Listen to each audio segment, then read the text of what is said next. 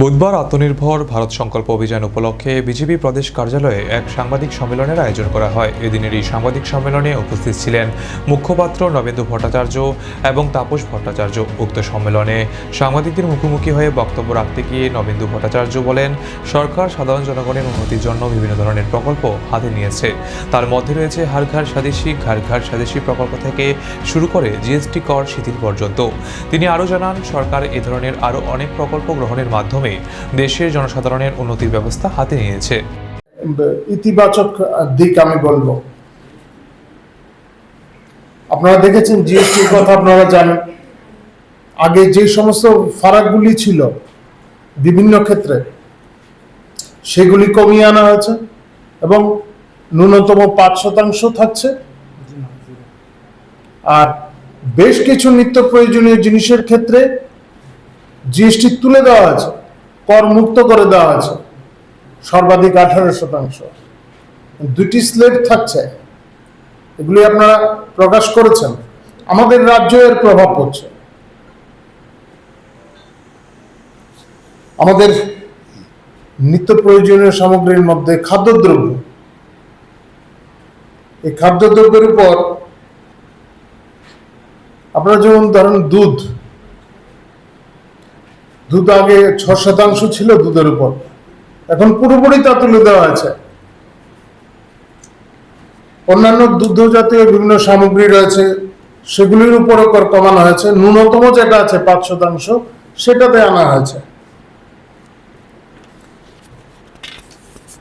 আপনার অন্ন, বস্ত্র, বাসস্থান, এই সমস্ত বিষয় নিয়ে কারা মাতামাতি করত আপনারা জানেন। এই রাজ্যের যে বামপন্থী সরকার ছিল, যারা গরিব মানুষের সরকার বলতো, তারা কিন্তু এই সমস্ত বিষয় নিয়ে কখনো আওয়াজ তোলেনি। ভারতীয় জনতা পার্টির সরকার